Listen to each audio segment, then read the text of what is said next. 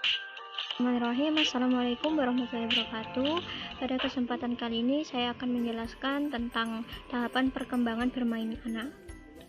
Yang pertama yaitu teori yang dikemukakan oleh Montolalu dan kawan-kawan tahun 2017 bahwa tahap-tahap perkembangan anak secara umum ada 5, yaitu tahap manipulatif, tahap simbolis, tahap eksplorasi, tahap eksperimen, dan tahap dapat dikenal.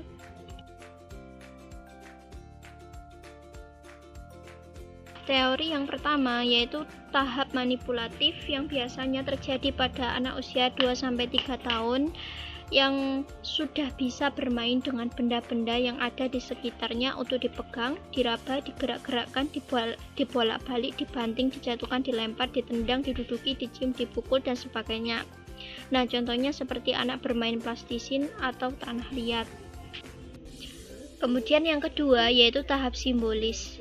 Tahap simbolis ini biasanya terjadi pada anak usia 3-4 tahun yang masuk dalam kategori bermain simbolis. Maksudnya anak itu sudah mampu untuk mengenal benda-benda tertentu sebagai simbol makna benda yang lain. Contohnya seperti anak laki-laki bermain dengan balok. Nah, balok kayu itu diibaratkan dengan bermain mobil-mobilan. Kemudian sambil berucap, "Ini mobil papaku."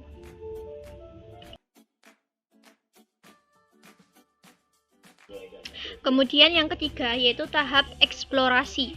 Maksud tahap eksplorasi itu biasanya anak itu sering bermain sendiri untuk menemukan apa yang ia inginkan, karena pada dasarnya anak ingin mengetahui segala sesuatu yang ada di sekitarnya dengan mengalami sendiri. Nah, contohnya seperti anak bermain pasir dengan disendok, dituang, dipindahkan ke tempat lain, dibentuk seperti yang mereka ingin, dicampurkan air, diayak, dan sebagainya. Nah, dari contoh ini kita tahu bahwasanya itu dengan pasir anak itu mengeksplorasi dengan berbagai macam bentuk, misalnya disendok, dituang, dan lain-lain.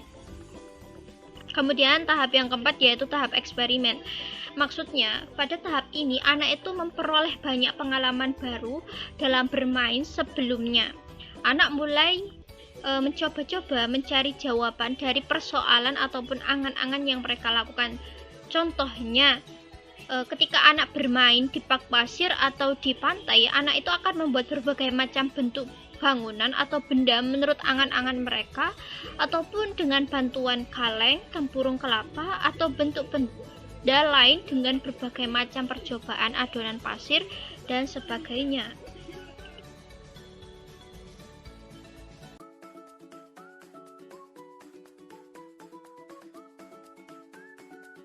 Nah, kemudian tahap yang terakhir yaitu tahap dapat dikenal. Jadi biasanya tahap ini tuh terjadi pada anak usia 5-6 tahun yang umumnya telah mencapai tahap bermain yang nyata. Maksudnya itu anak-anak itu telah mampu bermain dengan berbagai bentuk dan sifat yang nyata dan hasilnya mudah dapat dikenal oleh orang lain secara nyata. Contohnya bermain dengan membuat bentuk binatang dengan plastisin dan membuat kandangnya atau bahkan kebun binatangnya yang sudah dapat dikenalnya gitu.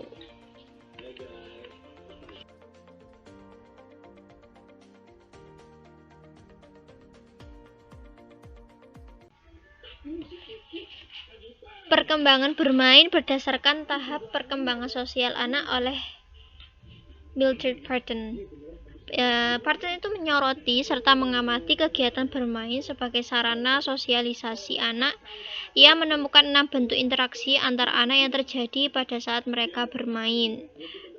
Kemudian berdasarkan hal itu, Mildred Parton itu mengemukakan bahwa tahapan bermain itu terdapat 6 tahap. Yang pertama yaitu tahap unoccupied play, yaitu anak tidak terlibat dalam kegiatan bermain tetapi hanya datang mengamati kegiatan anak lain atau kejadian-kejadian di sekitarnya yang menarik perhatiannya. Jadi misalnya anak tidak ada yang tertarik dengan kejadian yang ada di sekitar, ia biasanya itu bermain sendiri, menyibukkan diri dengan cara bermain dengan tubuhnya sendiri, jalan berkeliling tanpa tujuan jelas, naik turun tangga, mengikuti orang lain, dan sebagainya. Nah, kemudian tahap yang kedua adalah solitary play.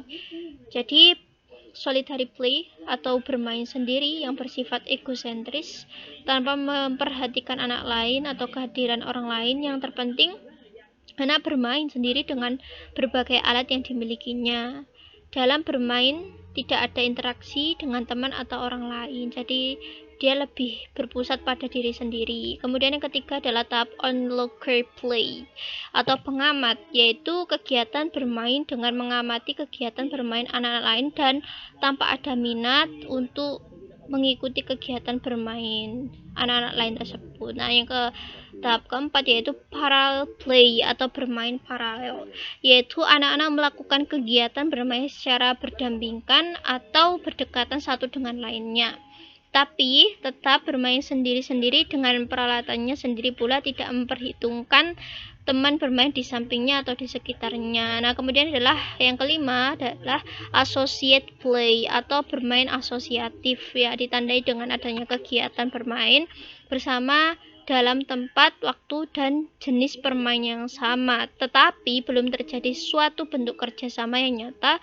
hanya sebatas pada percakapan saling meminjam alat, misalnya gunting, kuas, cat, balok, kertas, dan sebagainya, saling mengomentari tanpa memberi saran atau masukan, bahkan diskusi untuk suatu kegiatan permainan tersebut. Kemudian yang terakhir yaitu cooperative play atau bermain bersama, ditandai dengan adanya interaksi antar anak untuk bekerja sama, berbagi tugas, berbagi peran dalam keterlibatan anak dalam suatu kegiatan bermain untuk mencapai tujuan yang diinginkan.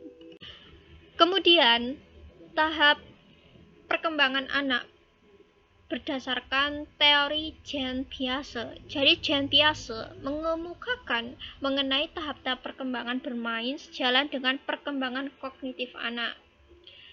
Dan beliau berpendapat bahwa tahap perkembangan anak itu terdiri dari 4 tahap. Yang pertama adalah sensory motor play. Jadi sensory motor play yaitu tahap perkembangan bermain yang paling awal dari lahir sampai dengan usia sekitar 2 tahun. Jadi kegiatan anak pada tahap ini itu sebenarnya merupakan gerakan lanjutan dari kenikmatan-kenikmatan yang diperolehnya dari kegiatan hidupnya, seperti menangis, bermain dengan lidah dan mulutnya. Nah, kemudian yang kedua adalah symbolic atau make believe play, ya. Jadi maksudnya tahapan bermain ini termasuk dari tahapan bermain praoperasional yang terjadi pada anak usia sekitar 2-7 tahun yang mampu untuk melakukan kegiatan bermain pura-pura atau bermain khayal, dan anak mulai mengenal simbol dari benda lain secara representatif. Nah, yang ketiga adalah tahap social play games with rules, ya, yaitu bentuk permainan dengan peraturan yang berhubungan dengan perilaku sosial yang berlangsung pada anak usia sekitar 7-11 tahun, ya, yang dikenal pula dengan permainan konkret operasional. Jadi anak-anak seusia ini tuh sudah mulai atau mampu menggunakan akal pikiran atau penalaran atau logika yang objektif dalam aktivitas bermain. Nah, kemudian tahap yang keempat atau terakhir yaitu games with rules and sports, ya. Maksudnya itu anak itu semakin menyenangi suatu games dengan peraturan sederhana dan olahraga. Biasanya terjadi pada anak usia sekitar 11 tahun ke atas.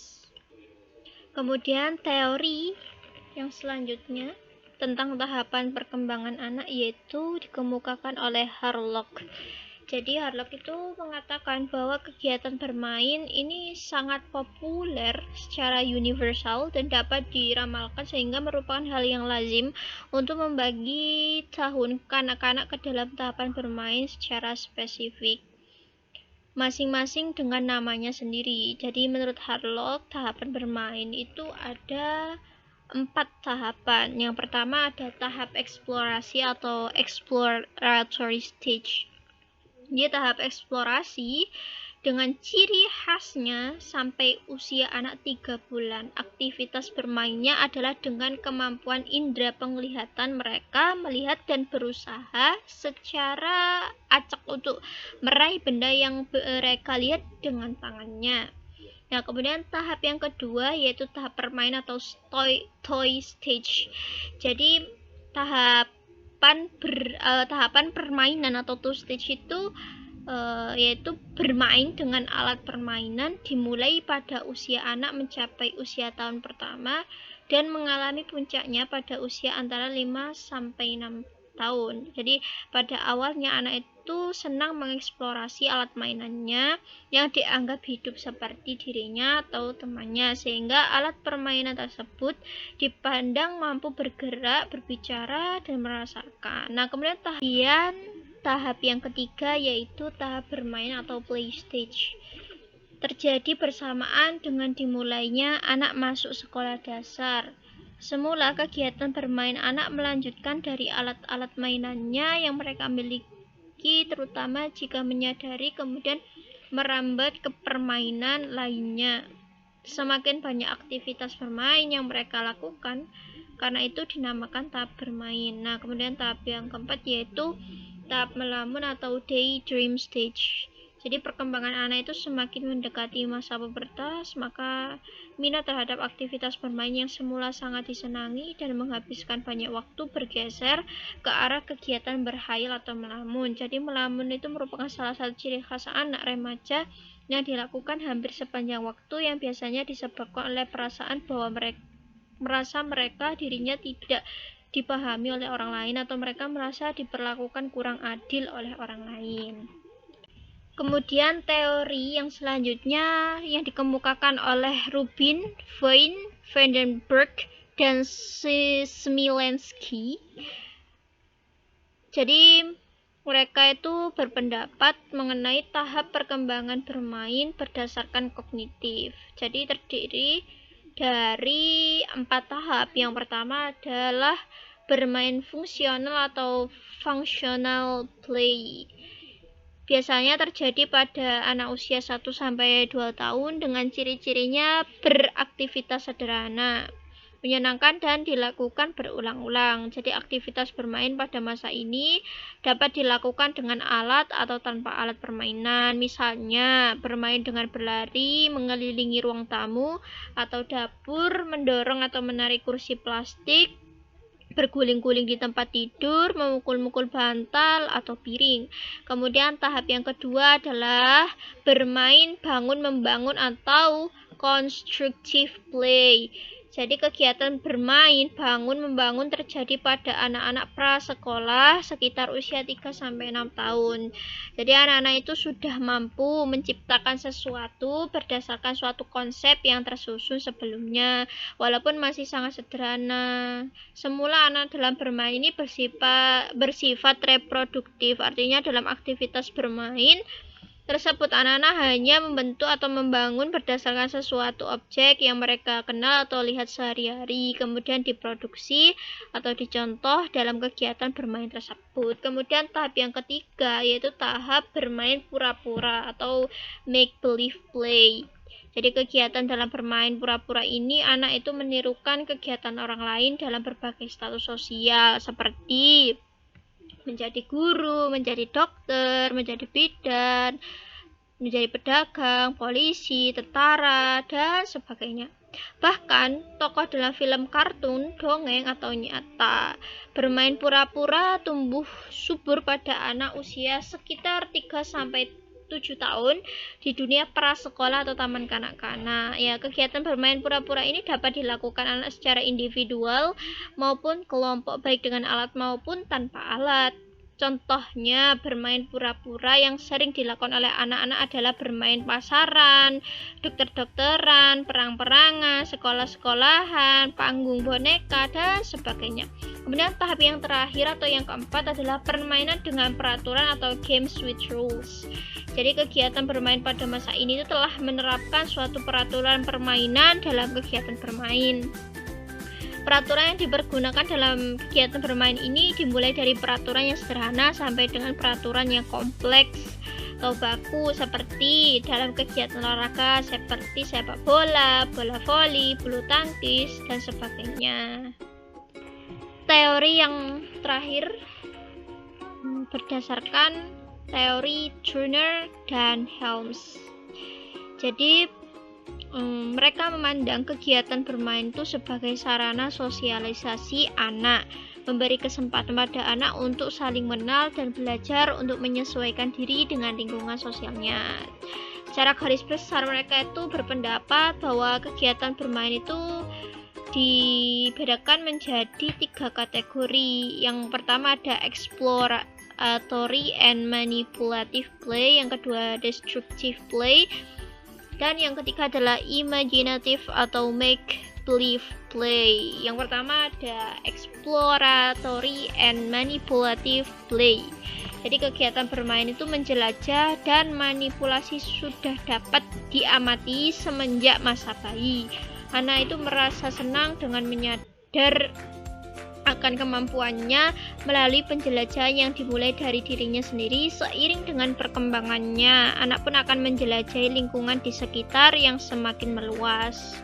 Anak merasa senang dengan kegiatan bermain ini mulai dari bermain dengan mulutnya, menghisap jempol kakinya atau jari tangannya sampai dengan mampu berpindah tempat baik dengan merayap, merangkak, berjalan maupun berlari.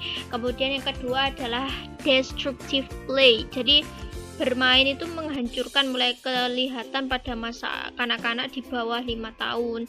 Sering dijumpai dalam bermain anak sudah susah payah untuk menyusun suatu bangunan dari balok-balok, namun tanpa sebab yang jelas anak tersebut langsung merobohkan atau membongkarnya. Atau anak-anak di pantai bermain pasir untuk membentuk rumah, gua atau bangunan lain, namun kemudian dihancurkan dengan cara ditendang atau diinjak-injak. Nah, kemudian yang ketiga adalah imaginative atau make believe play. Jadi kegiatan bermain pura-pura ini memperlihatkan imajinasi anak untuk menirukan atau memerankan perilaku orang dewasa atau orang lain dalam hal sikap, tutur kata, berdasarkan status atau perannya di masyarakat. Peniruan perilaku ini tidak hanya manusia yang nyata, tapi dapat juga tokoh-tokoh kartun atau cerita legenda, dongeng, tokoh wayang, dan sebagainya. Mungkin itu saja yang bisa saya jelaskan. Jika ada salah katanya, saya mohon maaf sebesar-besarnya dan terima kasih. Assalamualaikum warahmatullahi wabarakatuh.